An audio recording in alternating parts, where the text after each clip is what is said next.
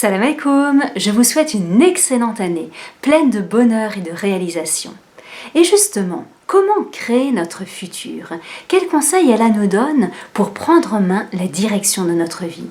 Sommes-nous sous l'emprise de notre destin, comme certains hadiths voudraient nous le faire croire? Ou sommes-nous 100% responsables de notre vie et de tout ce qui nous arrive? Regardons ensemble la sourate L'Exode, verset 18. Bismillahirrahmanirrahim, ya ayyuhallazina amanu taku ala wal tanzur nafsun makadamat liradin.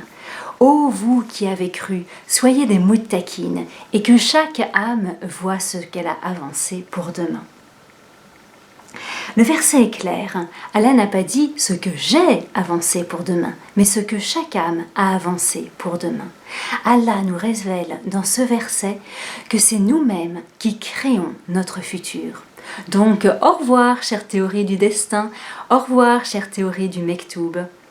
Mais quels outils Allah nous donne pour créer notre futur? Bismillahirrahmanirrahim, wa fi samai rizqukum wa ma tu'adun. Dans le ciel est votre subsistance et ce que vous projetez.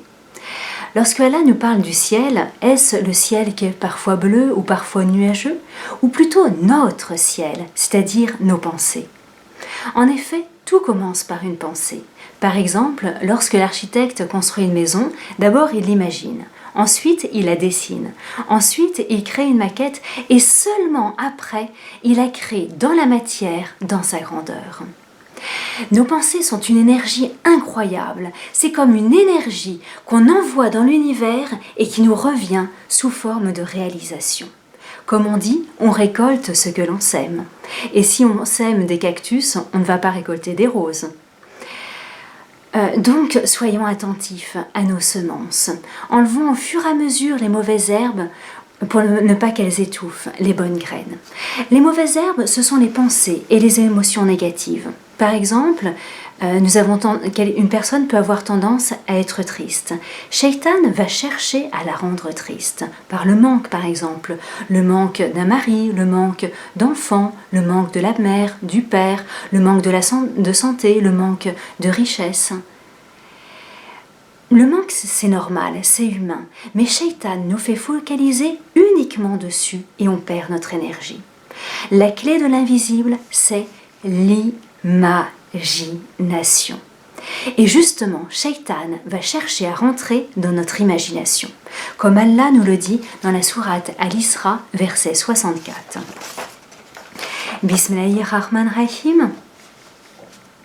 Wa astafziz mani astarta minhum bisautika wa ajlib alayhim bi khaylika wa rajilika.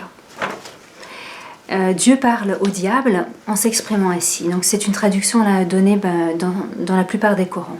Excite par ta voix ceux d'entre eux que tu pourras, rassemble contre eux ta cavalerie et ton infanterie. Donc le mot bikhaylika, il en traduit par ta cavalerie. En effet, dans l'arabe commun, al-khayl signifie les chevaux. Mais est-ce que Shaitan va nous attaquer avec sa cavalerie? Aujourd'hui, on attaquerait plutôt avec des pistolets ou des chars. Et d'ailleurs, dans un autre verset, Allah nous dit que la seule arme de Shaitan, c'est le wes-wes. Et d'autre part, dans la sourate 113, on demande la protection d'Allah contre le wes-wes et non contre la cavalerie de Shaitan, n'est-ce pas? Donc, bikhaylika, ce serait plutôt l'imagination négative, le wes-wes. Voilà, la tristesse, la peur, le désespoir. Par exemple, quelqu'un apprend que son entreprise va fermer et se voit tout de suite au chômage. Il ne sait pas comment il va pouvoir payer son loyer, comment il va pouvoir payer les études de ses enfants. Il se voit déjà clochard et petit à petit, il descend. Le problème, c'est que les gens prévoient le négatif et donc ils attirent le négatif. Toujours voir le futur avec quelque chose de bon.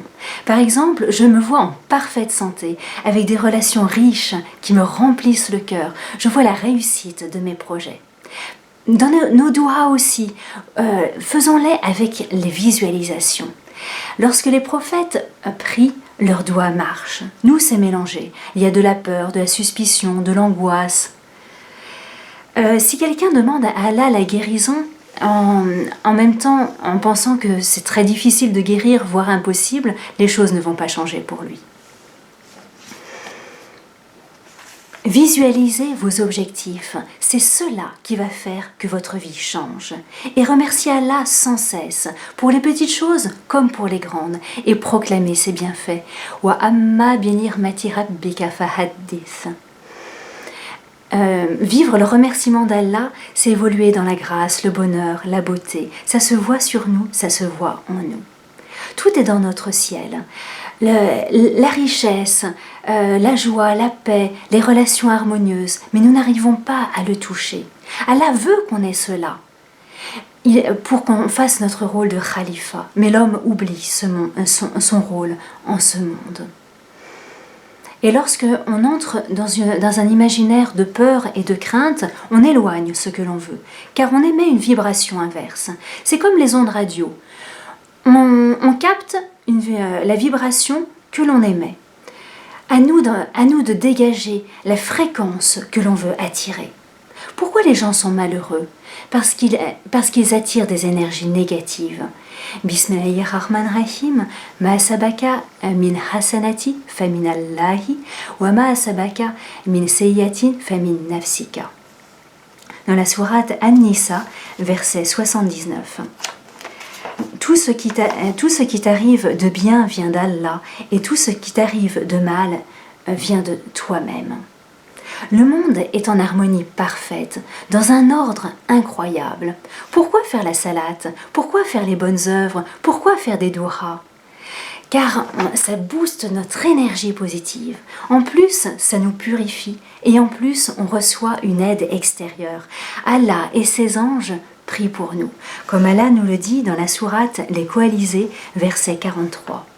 Bismillahirrahmanirrahim, huwa alladhi yusalli alaykum wa malaikatuhu liyukhrijakum min zulumati ila nur. C'est lui qui prie pour vous ainsi que ses anges, afin qu'il vous fasse sortir des ténèbres à la lumière. Et un moment privilégié pour faire vos duha, c'est 5 minutes avant de dormir. Vous vous posez, vous respirez, vous pensez à toutes les belles choses que vous avez vécues dans la journée. Vous vous sentez bien, vous êtes dans la gratitude envers Allah. Puis après, tout en faisant de l'istighfar pour vous nettoyer, pour vous purifier, visualisez vos objectifs. Ainsi, vous allez programmer votre sommeil. Et n'oubliez pas, le sommeil est un miracle d'Allah afin que nous profitions de ses bienfaits. Comme Allah nous le dit dans la sourate Les Romains, verset 23. Bismillahirrahmanirrahim, wa min ayati manamukum bil-layli wan-nahari wa abtiraukum min fadlihi. Et parmi ces miracles, votre sommeil, la nuit et le jour, et aussi votre quête de sa grâce. Et ainsi, on va attirer dans notre vie tout ce que l'on veut. Vous pouvez aussi poser une question avant de vous coucher, et Allah va vous répondre, va vous inspirer à la réponse. Pour booster aussi vos réalisations, n'hésitez pas à les écrire. Comme ça, vous commencez à les matérialiser. Je vous souhaite d'excellentes réalisations et vous dis à bientôt, Inch'Allah. Assalamu alaikum wa rahmatullah wa barakatuh.